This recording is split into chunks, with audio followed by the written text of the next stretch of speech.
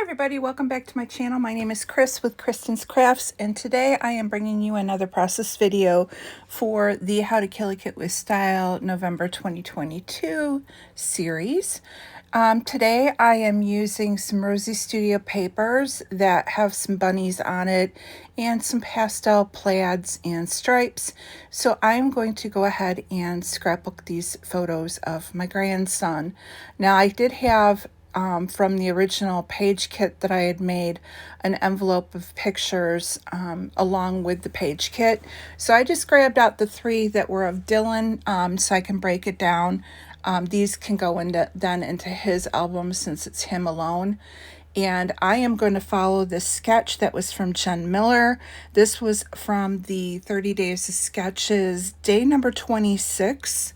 That's over on Christy's Beautiful Life 30 Days of Sketches Facebook group if you're interested in checking it out.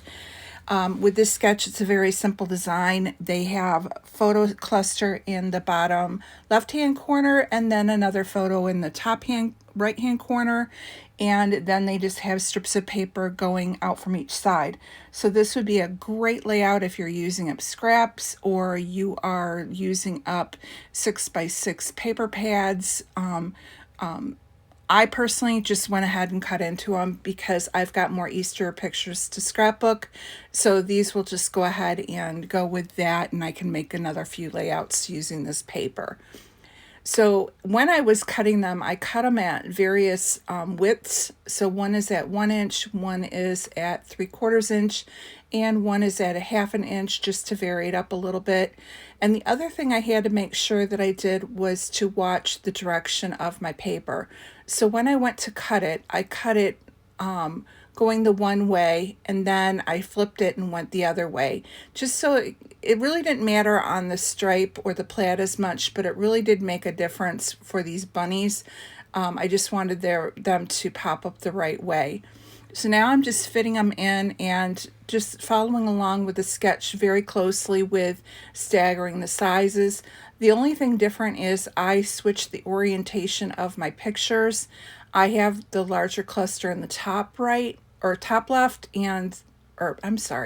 I have the large single photo in the top left and the duplicate or the double photos in the bottom right, only because I wanted the focal to be on my grandson, and that single picture of him was the better photo.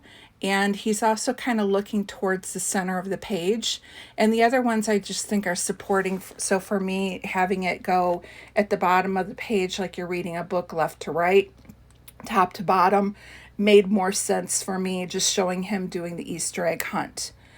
Now that I have all of the papers down, I did put it on a piece of very, very, very old cardstock. I want to say this is probably DCW, I believe. That probably got it like at Joann's, because it's actually embossed with like dots on it. So kind of cool. You can't really see it through the video, but I've had this textured cardstock forever. Now I'm just taking some of my Echo Park stickers that I have in my stash. I have a lot of 12 by 12 ones that I've gotten at Scrapbook Expo and also through warehouse boxes and things. And so I'm just going through and pulling out the Easter ones. I'm going to add the little saying at the bottom that says, let's go on a hunt. And then below it, I put Somebody Loves You. I put a little floral, a carrot, another floral, and then at the top I have the bunny with a couple little Easter eggs. Now I really wanted to use this banner, but it just didn't seem right. So instead I switch it out and I'm going to use the Happy Easter saying. I wasn't sure about the blue on blue, but because it's got a pretty thick white outline, it doesn't blend into the page, so I was okay with using that. And then I decided it looked a little plain, so I wanted to beef it up a little bit more. So I went ahead and grabbed this Easter basket, and I'm just going to shift everything over and then have it so the Easter basket is sitting on the word Easter like a shelf, and then the word happy overlaps it, and I'm happy with how that all looks. The last thing I'm going to do to try and contain it all in, because I have that issue with plain cardstock, is I'm just going to do a messy doodly border around the outside, and that is going to be it. Nothing real tricky, but it's another great layout in my albums and another of the sketches for 30 days of sketches used.